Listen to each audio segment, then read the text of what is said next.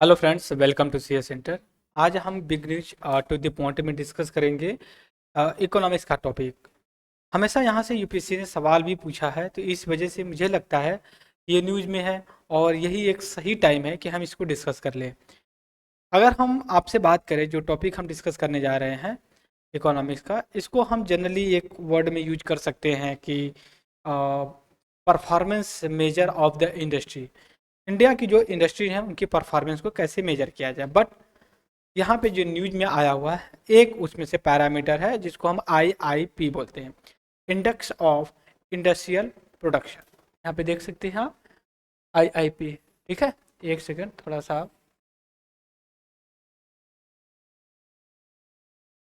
यहाँ पे दिया गया है IIP, index of industrial production.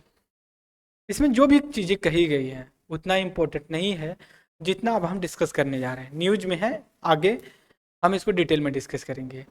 जो हमारा टॉपिक होगा, एक सेकेंड, जो यहाँ पे आज हमारा टॉपिक होगा, तो टॉपिक होगा कि कैसे हम अपनी इंडस्ट्री के, ठीक है, इंडस्ट्रियल परफॉर्मेंस परफॉर्मेंस हम सभी को पता है कि इंडिया इकोनॉमिक या फिर अदर किसी कंट्री की इकोनॉमिक को जनरली हम 3 सेक्शन में बांटते हैं। पहला एग्रीकल्चर, प्राइमरी सेक्टर, दूसरा secondary sector, manufacturing mining sector, और तीसरा सर्विस सेक्टर जिसको बोलते हैं। यहाँ पे जब हम बात करेंगे तो 4 पैरामीटर है जिससे हम सेकेंडरी सेक्टर को आजमाएंगे। यहाँ पे सबसे पहले हम आगे बढ़े, कुछ हम डिस्कस कर लेते हैं। जैसे इकोनॉमिक्स की हम बात करते हैं, जब इकोनॉमिक की बाद में जब करते हैं, देखिए इकोनॉमिक्स का बात सुनते ही बहुत से लोगों का ना कान खड़ा हो जाता है। बच्चे पढ़ना नहीं चाहते और बहुत से ऐसे टीचर हैं पढ़ाना भी नहीं चाहते, क्योंकि इतना आसान नहीं होता। जब वो स्टूडेंट्स लाइफ में नहीं पढ़े तो एज ए टीचर वो कैसे पढ़ा पाएंगे, तो उनके लिए चैलेंजेस हो जाता है। अब हर न्यूज यूट्यूबर को देखिए, कोई कुछ नहीं मिलता है तो लोग पॉलिटी, उसके बाद जो है कि हिस्ट्री को लेकर के शुरू हो जाते हैं। और बहुत लोग कोशिश करेंगे तो करंट अफेयर्स का एमसीक्यूज बना करके कर देते हैं। But economic, geography, ecology, environment ऐसे टेक्निकल और हार्ड सब्जेक्ट हैं, इनको बहुत ही डायमेंशन और मेच्योरिटी चाहिए होती है पढ़ाने के लिए। यहाँ पे इकोनॉमिक्स की बात करते हैं तो इकोनॉमिक्स में जनरली जब हम डिवाइड करते हैं सेक्टर वाइज, ठीक है, इकोनॉमिक सेक्टर की अगर हम बात करते हैं तो हम पहला कहते हैं प्राइमरी सेक्टर, प्राइमरी सेक्टर बोलते हैं। और दूसरा हम बोलते हैं सेकेंडरी, सेकेंडरी सेकेंडरी सेक्टर बोलते हैं। और तीसरा हम बोलते हैं टेरस्टरी। अब हम प्राइमरी सेक्टर में देखिए, हम इसको रॉ मटेरियल सेक्टर भी बोलते हैं या फिर एग्रीकल्चर के लिए भी बोल सकते हैं। सेकेंडरी सेक्टर को हम मैन्युफैक्चरिंग सेक्टर बोलते हैं, मैन्युफैक्चरिंग या फिर इंडस्ट्री, इंडस्ट्री की बात करते हैं। और टेरस्टरी में हम सर्विस सेक्टर की बात करते हैं, सर्विस सेक्टर की बात करते हैं। बट आज जो मैं डिस्कस करने वाला हूँ यहाँ पे लेके सेकेंडरी सेक्टर, मैन्युफैक्चरिंग सेक्टर को लेकर के, तो यहाँ पे इंडस्ट्री, इंडस्ट्री के बारे में बात करेंगे और इंडस्ट्री के बारे में ये बात करेंगे कि कैसे इसकी मैन्युफैक्चरिंग, इंडस्ट्री मैन्युफैक्चरिंग, मैन्युफैक्चरिंग को हम कैलकुलेट कैसे करें, ठीक है, कैलकुलेट कैसे करें या फिर मेजर्स कैसे करें, इनका परफॉर्मेंस कैसा है, परफॉर्मेंस कैसा है। तो इनके परफॉर्मेंस को मेजर करने के लिए 4 हमारे पास पैरामीटर, पहला IIP, index of industrial production, उसके बाद 8 कोर इंडस्ट्री, फिर उसके बाद एनुअल परफॉर्मेंस इंडेक्स और PMI। ठीक है, ये 3-4 पैरामीटर हैं जो न्यूज में है। न्यूज में देखिए 2 हैं जनरली, होते तो चारों हैं, बट आज न्यूज में जो है ये आपका IIP है। लेकिन हम आज पूरा कंप्लीट तरीके से डिस्कस कर लेंगे कि हमें दिक्कत ना हो कि अगर कोई भी फिर से दोबारा IIP 8 कोर इंडस्ट्री से सवाल पूछा जाए तो। अब सवाल कैसा पूछा, पहली बात तो IIP index of industrial production को कौन पब्लिश करता है, कौन कंपाइल करता है, कब कब इशू किया जाता है, 1 साल में 2 बार, 3 बार, 4 बार या 1 बार। फिर उसका 8 कोर इंडस्ट्री जो होती है, 8 इससे पता चलता है कि 8 ऐसी इंडस्ट्री हैं इसमें, तो इनके बारे में पता होना चाहिए कि ये कोर इंडस्ट्री क्या है। हालांकि अभी बात चल रही है कि कोर सेक्टर में एक और ऐड किया जाए, बट वो जब समय आएगा तब देखेंगे कि कब ऐड होता है या नहीं होता है, राइट। तो यहाँ पे ये चीज़ हो गई। और इसके बाद PMI, ये भी कभी न्यूज में होता है। तो चलिए हम आएंगे बिना टाइम विलंब किए हम अपने टॉपिक पे आते हैं हम यहाँ पे, ठीक है। जो भी मैं सच्चा झूठा यहाँ पे पढ़ा रहा हूँ आप लोग तो पढ़ेंगे हम लोग। हमारा जो सोर्स होगा, दो चीज़ें सोर्स होंगी। पहला सोर्स हमारा जो होगा वो NCERT होगी। पहला सोर्स हमारा सोर्स होगा जो NCERT होगा, NCERT होगी। प्लस दूसरा जो होगा हमारा ये नितिन सिंघानिया ने भी काफ़ी अच्छी मतलब नोट्स टाइप में बनाया है और बहुत अच्छी बुक्स है मेरे हिसाब से। अगर आप NCERT फॉलो कर लें और उसके बाद जो है कि तो फॉलो कर ले तो शायद सही हो जाता है। सबसे पहले हम आज IIP के बारे में बात करेंगे, दूसरा 8 कोर इंडस्ट्री के बारे में बात करेंगे, थर्ड आपका एनुअल सर्वे ऑफ इंडस्ट्री, और तीसरा PMI परचेजिंग मैनेजर्स इंडेक्स। सबसे पहले आइए IIP के बारे में डिस्कस करते हैं। देखिए IIP को जनरली सेंट्रल स्टैटिक ऑफिस, और सेंट्रल स्टैटिक्स ऑफिस को नाम बदल करके कर दिया नेशनल स्टैटिक का ऑफिस बोल दिया गया। और ये ministry of statistics and programme implementation के अंदर काम करती है, और NSO ही इसको कंपाइल और पब्लिश करता है, राइट। और हर महीने इसको पब्लिश करता है, बात समझ गए। देखिए अब हर महीने अगर पब्लिश करता है तो इतना ज़रूरी नहीं है ना कि हम हर महीने डाटा रटते रह जाएं। पता चले एक सप्ताह में रटें, अगले महीने फिर आ जाए। अब इसके बाद ये जो मेजर किया जाता है इंडस्ट्रियल परफॉर्मेंस को मेजर करता है, और ये शॉर्ट टर्म चेंजेस को इवेल्युएट करता है। अगर मान लिए एक महीने में कर रहा है तो शॉर्ट टर्म ही तो करेगा ना। आपसे सवाल पूछा जाएगा IIP कौन पब्लिश करता है, ठीक है, NSO करता है। अब ये शॉर्ट टर्म या लॉन्ग टर्म परफॉर्मेंस को मेजर करता है शॉर्ट टर्म के लिए, क्योंकि ये मंथली इशू होता है। इसके बाद आते हैं ये बेस ईयर, अगर हम इसका बाने 2011-12। अब बेस ईयर क्या है, देखिए बेस ईयर एक ऐसा ईयर होता है, हम इसको एक पैरामीटर बना के और इससे तुलना करते हैं। जैसे मान लीजिए 2011-12 है यहाँ पे और 2023 चल रहा है, तो 23 को हम इससे करेंगे कि कितने बढ़े, 10% बढ़े या 10% घटे। हम 2011 तो आपके दिमाग में आएगा कि ये बीच के साल कहाँ गायब हो गए।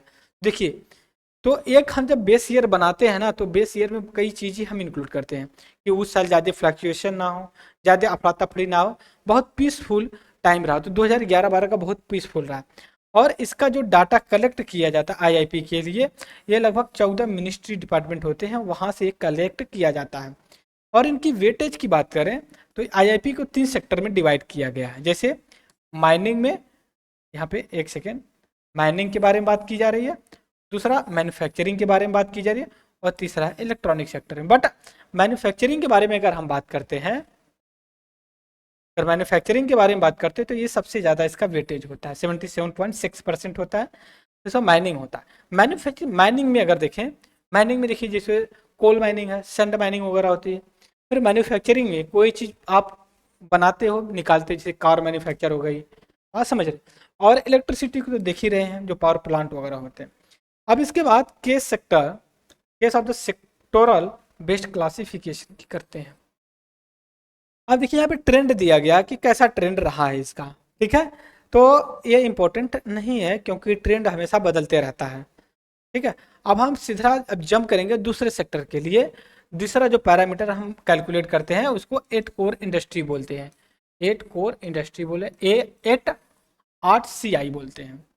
और देखिए ये पूरे IIP का जैसे 100 यूनिट है IIP, तो इसका आपका मोर देन 40% कहाँ से है, ये आपका 8 कोर इंडस्ट्री से है, ठीक है। तो ये हमें पता होना चाहिए। कहने का मतलब यहाँ पे एक और चीज़ है, और क्या चीज़ है, जो IIP है ये एक बहुत बड़ा समुंदर है, और इसी के बीच में एक है 8 कोर इंडस्ट्री, ठीक है।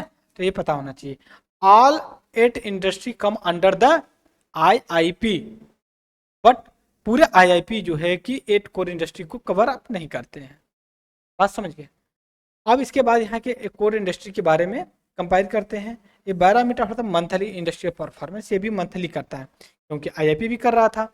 अब हम आएंगे उन 8 कोर इंडस्ट्री के बारे में बात करेंगे, क्योंकि देखिए यूपीएससी ने पहली बार एक बार सवाल पूछा कि कौन कौन सी 8 कोर इंडस्ट्री है, फिर उसके बाद दूसरी साल एक बार फिर पूछ दिया कि सबसे ज़्यादा इसमें वेटेज किसका है। सबसे पहले बात तो इसमें याद हो जाना चाहिए कि 8 कोर इंडस्ट्री कौन सी है। रिफाइनरी है, इलेक्ट्रिसिटी है, स्टील है, कोल है, क्रूड ऑयल है, नेचुरल गैस है, सीमेंट है, फर्टिलाइजर है।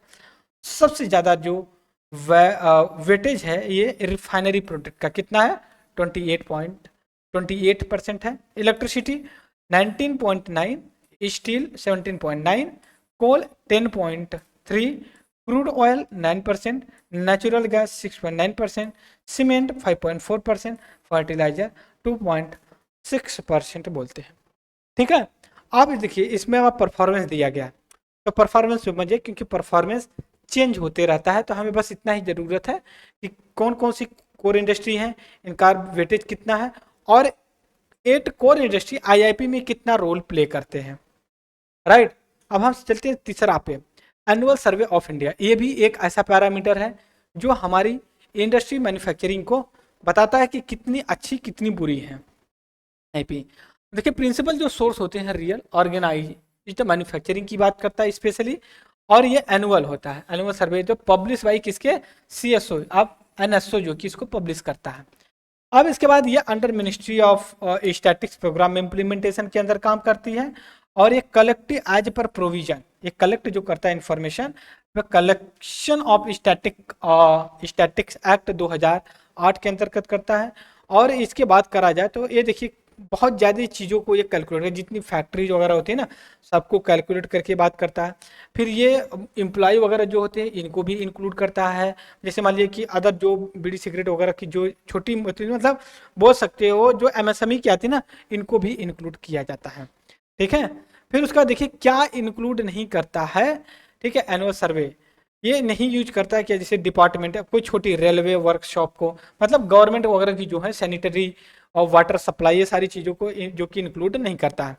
अब हम आएंगे PMI परचेजिंग मैनेजर्स इंडेक्स के बारे में बात करेंगे। ये पहली बात तो पब्लिश किया जाता है, एक देखिए फॉरेन ये ब्रांड है, ठीक है, एक जापान की फर्म नहीं है, बट एक कंपाइल किया जाता है मार्केट इकोनॉमिक्स के द्वारा किया जाता है। मतलब देखिए एक पब्लिश करना होता है, एक कंपाइल किया होता है, तैयार करना होता है। तैयार कौन करता है, मार्केट जापानीज, जब मार्केट इकोनॉमिक, और इसको पब्लिश करता है जापानीज फर्म निक्की। ठीक है, फिर उसका इंडिकेट करता है economic health manufacturing service sector, मतलब जो परचेजिंग मैनेजर इंडेक्स है ये मैन्युफैक्चरिंग और सर्विस दोनों को इंक्लूड करता है। That's why this is a more comprehensive. और ये 2 सेपरेट पब्लिश किया जाता है, एक आपका मैन्युफैक्चरिंग का किया जाता है और एक सर्विस का अलग से किया जाता है। ठीक है, और ये बेस होता है 5 इंडिकेटर पे होता है। पहला new order, inventory level, production, supply delivery and employment empowerment, ये सारी चीज़ों को लेकर के ये बात करता है। तो ये हमारा था इंडस्ट्री को कैसे परफॉर्मेंस कैसे मेजर किया जाता है, ये सारी चीज़ों क्या था, आईआईपी 8 कोर इंडस्ट्री, एनुअल सर्वे हो गया, फिर PMI purchasing manager index. I hope कि आप इसको समझेंगे। यहाँ से कम मैं क्वेश्चन नहीं दिखा रहा हूँ, बट कम से कम 5 सवाल पूछे गए हैं अब तक। ठीक है, तो आज आगे संभावना है कौन पब्लिश करता है, कौन है, कितना है, वेट है, कब पब्लिश किया जाता है, क्या पैरामीटर। तो इस लेक्चर में फ्रेंड्स इतना ही, तब तक के लिए thank you very much discussion. जय हिंद, जय भारत।